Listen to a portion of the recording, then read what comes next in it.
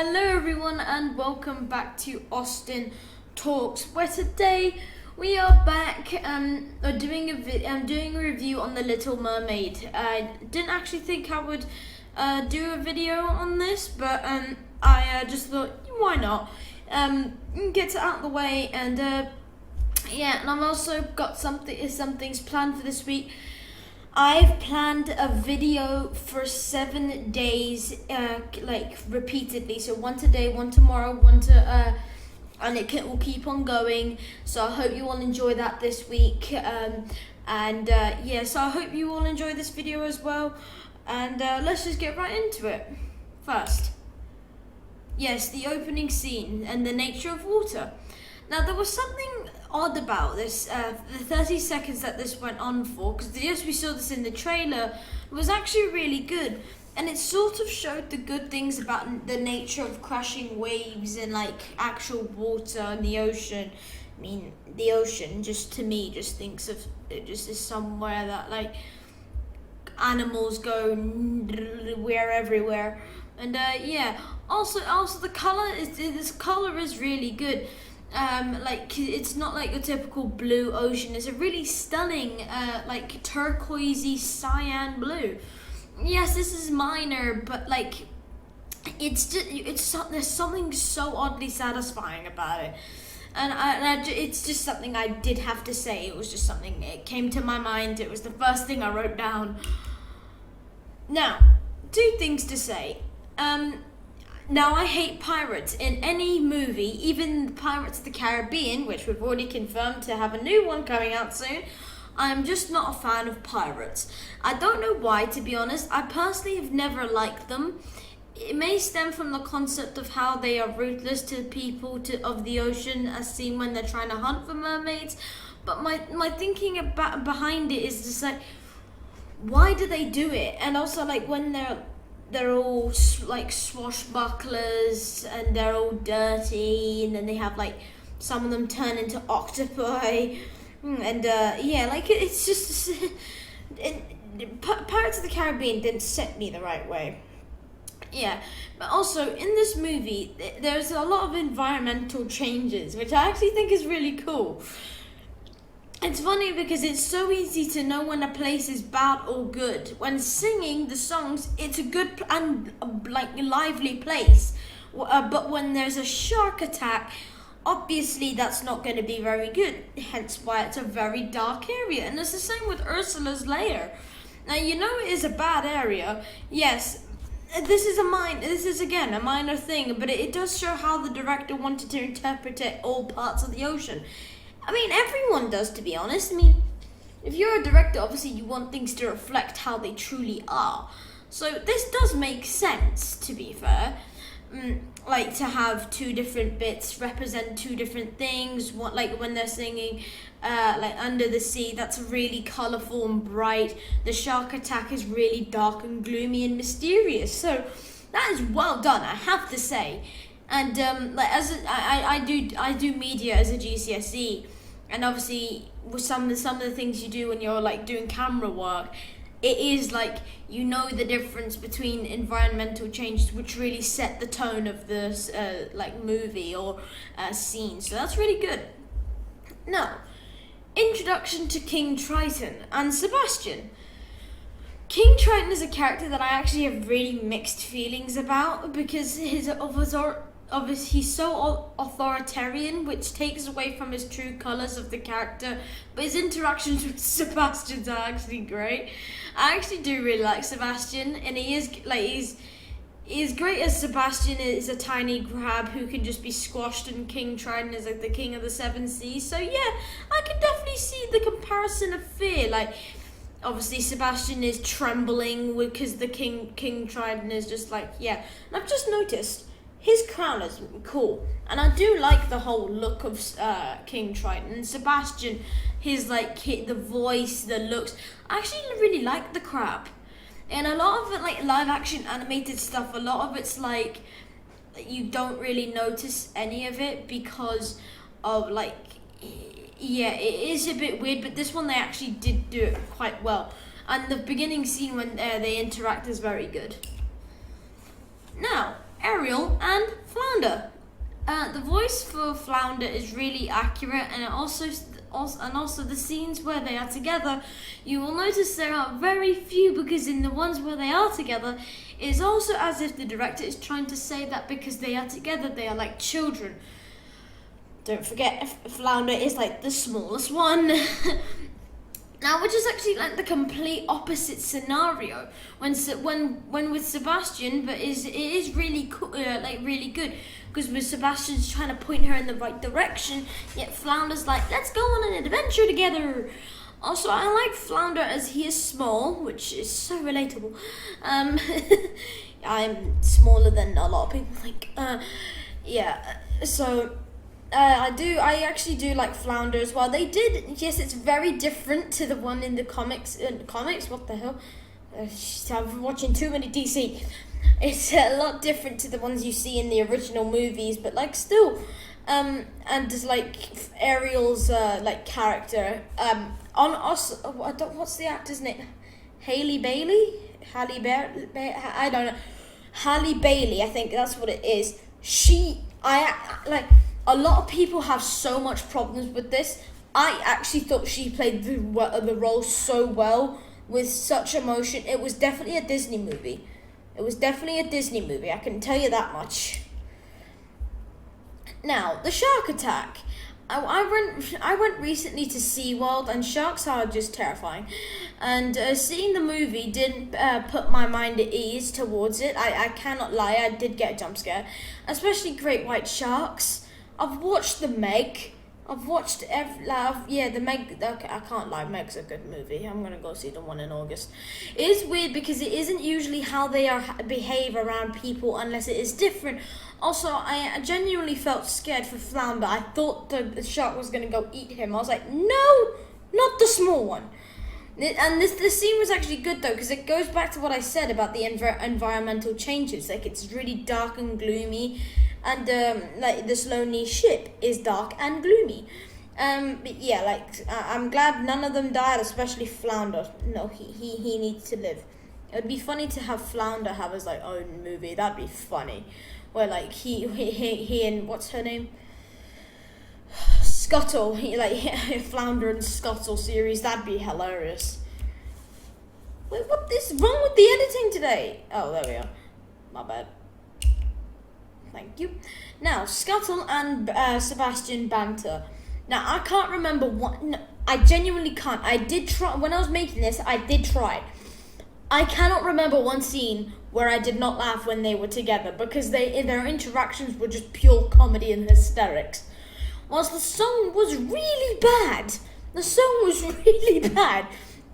The dialogue between the two were actually really good, and also yes, the song was bad, but the interactions and actions in the song were really good.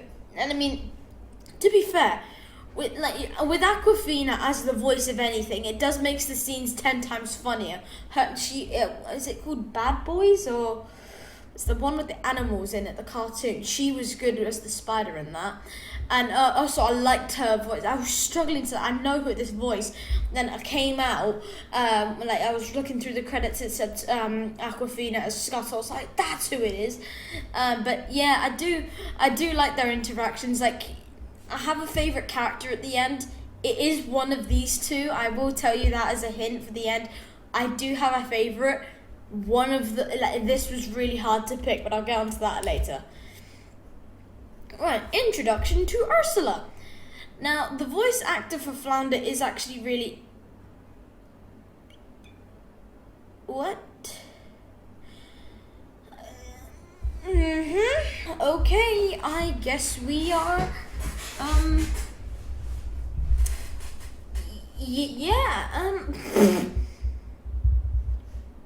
I'm confused now. So clearly someone who edited this did not edit it clearly.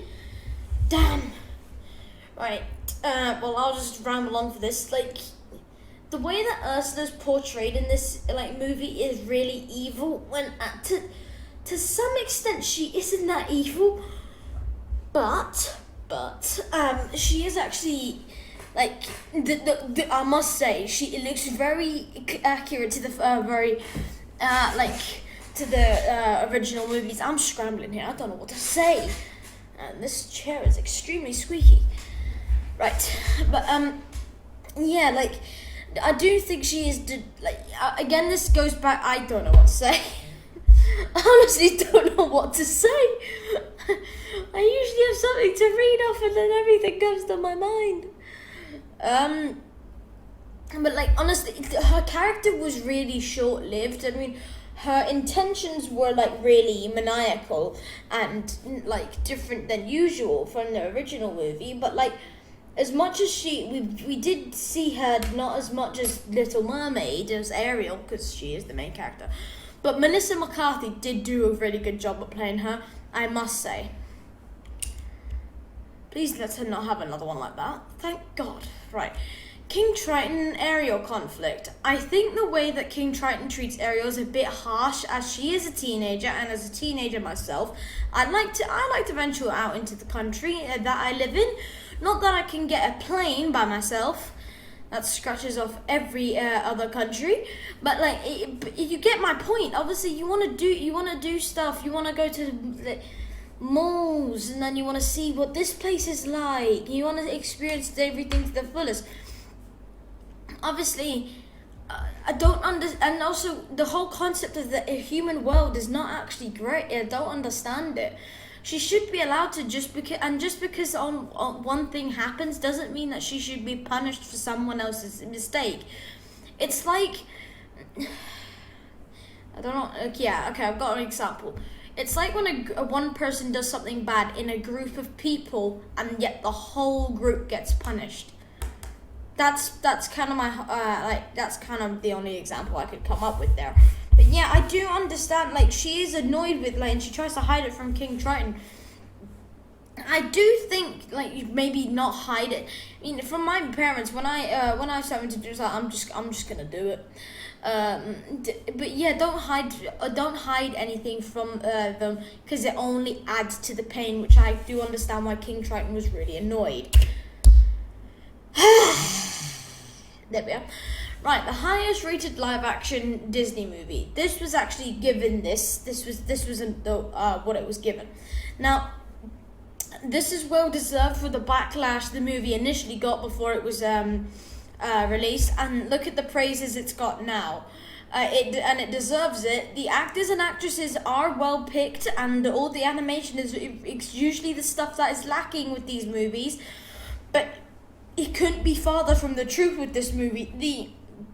I've recently dabbled into marine biology along with my physics and engineering and all that stuff. Yeah, but marine biology, and also seeing with the animations, the eels, the octopuses, the seabirds, and then the flounder crabs.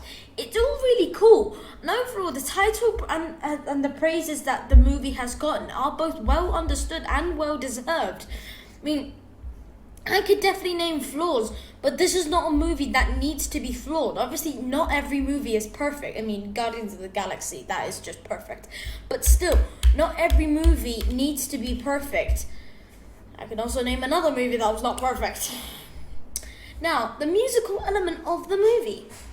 I actually like the musical elements of this movie, and they are usually the things that flaw this movie. Like, because obviously the original songs are what touch kids' hearts, and then obviously because my dad, I think he really he does like the Lion King soundtrack, and then when you ruin that in live action movies, obviously that's gonna aggravate people. But things are finally looking up for these live action Disney movies. We're getting a Mufasa solo movie, for crying out loud.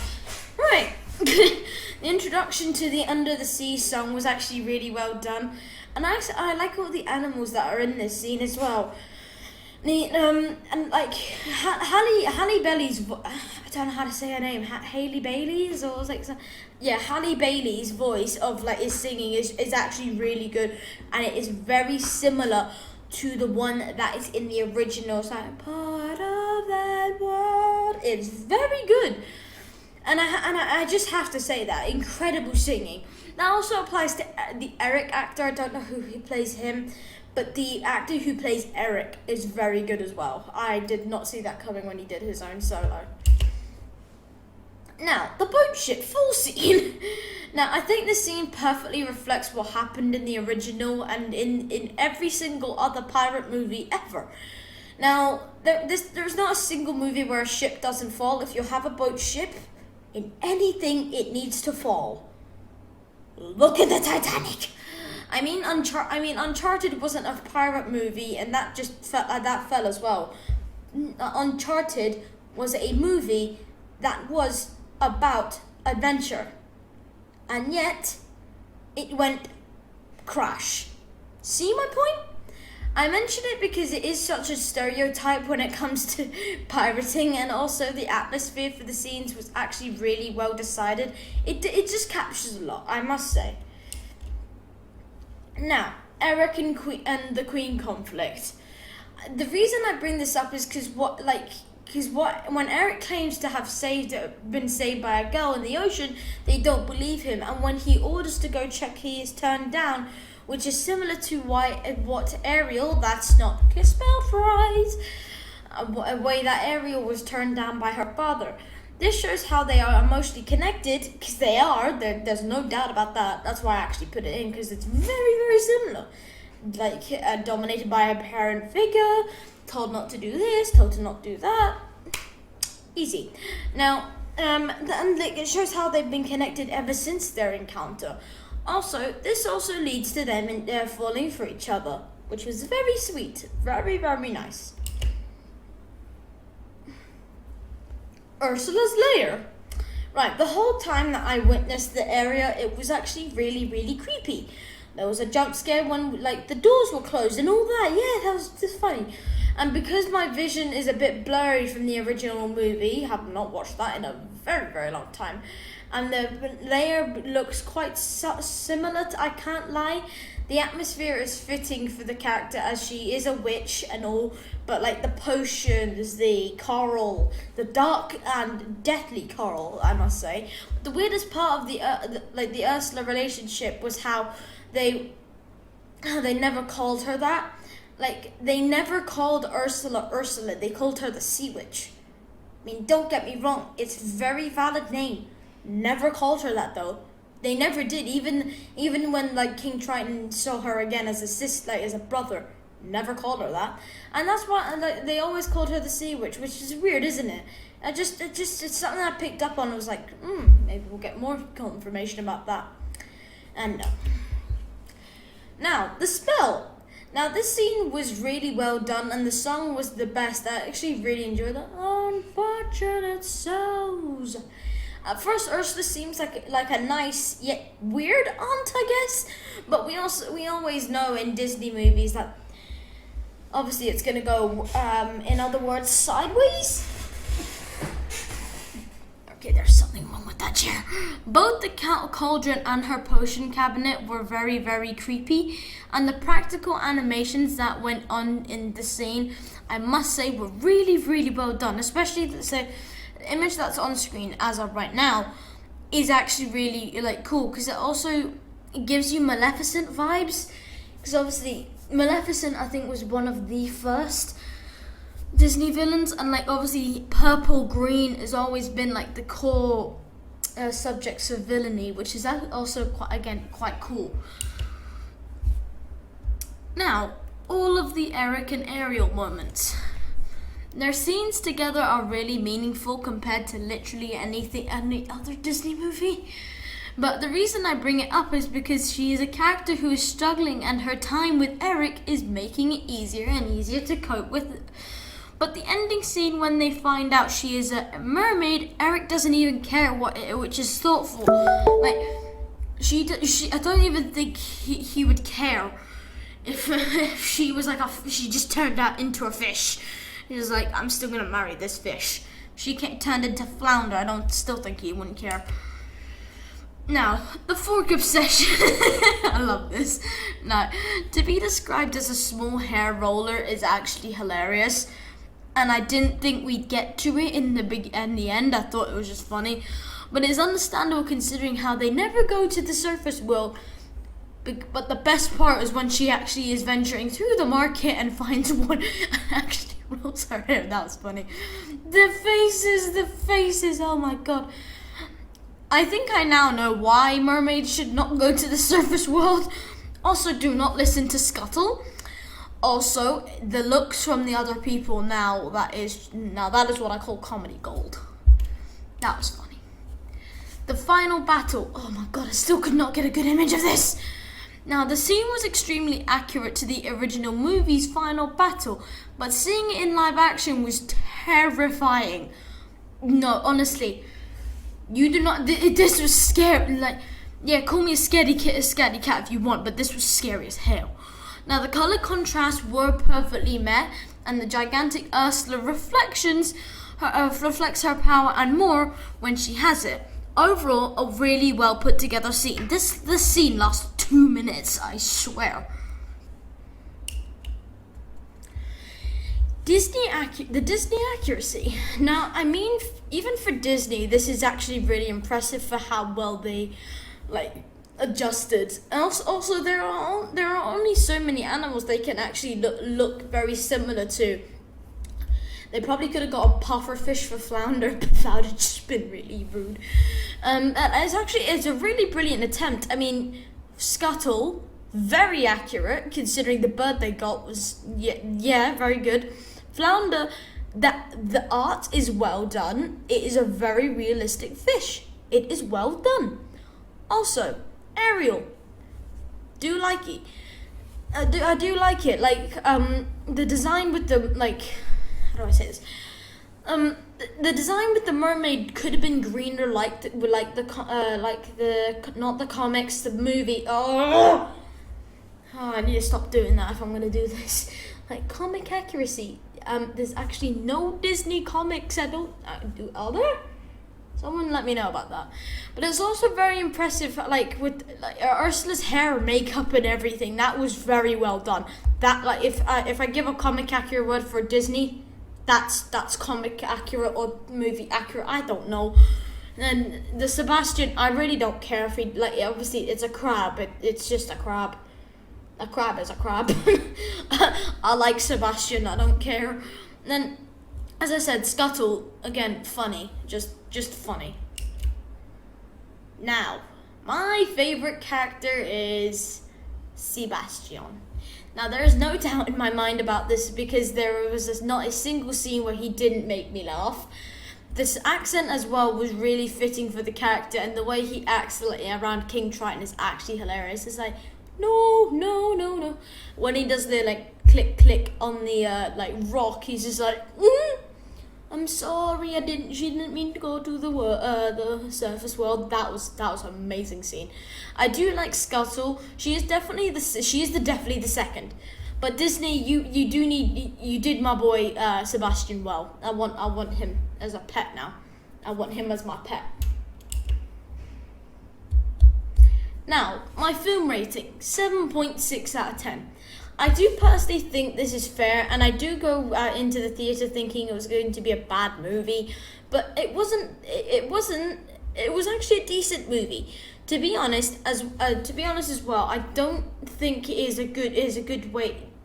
Right, let's try this again. To be honest as well, I don't think it is good to make live actions of original Disney movies, but this is definitely one of the, if not the only good ones. I mean, they killed the other ones, but this one's actually very decent. So, again, very well done and very well put. And again, very well done. I'm guessing fan theories now. Ooh, yeah. Due to the relations of godlike powers, there's a good possibilities that Hercules and Ariel are both descendants of natural gods, making them likely to be cousins. Huh. Hercules possesses the powers of gods, and Ariel has the ocean powers, much like Poseidon, which King Triton looks very close to. Thoughts? Well, there's not much to go on there, but I think you're just saying Hercules and Ariel could be cousins due to their godlike abilities. Yeah, I guess that could be valid. As the Disney world is all connected together, there are many shipwrecks seen in the ocean, and I think one of them is the ship that Elsa's parents died on. Oh, I like it. Think about it. There are many, and if they are in the same universe, it is highly likely. Yeah, highly likely. I was trying to say, is that the right grammar? Highly likely that this is the case. To further this, it could also be one of Captain Hook's old ships. Again, very valid point. Okay, I think that Ursula is the sister of King Triton and that she is actually the aunt of Ariel. What?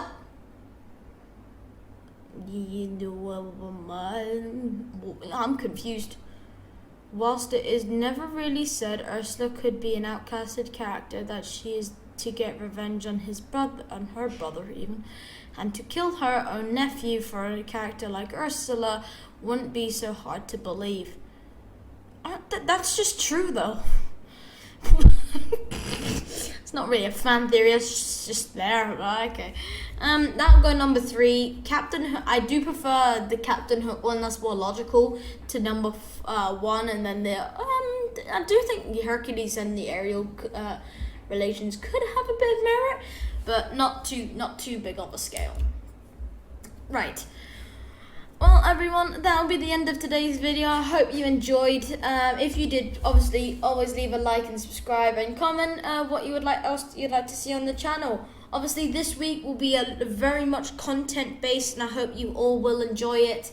I've got some good things planned. I've got some reviews planned. I think.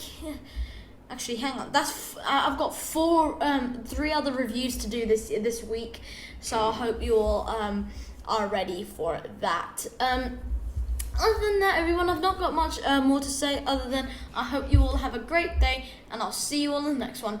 Bye.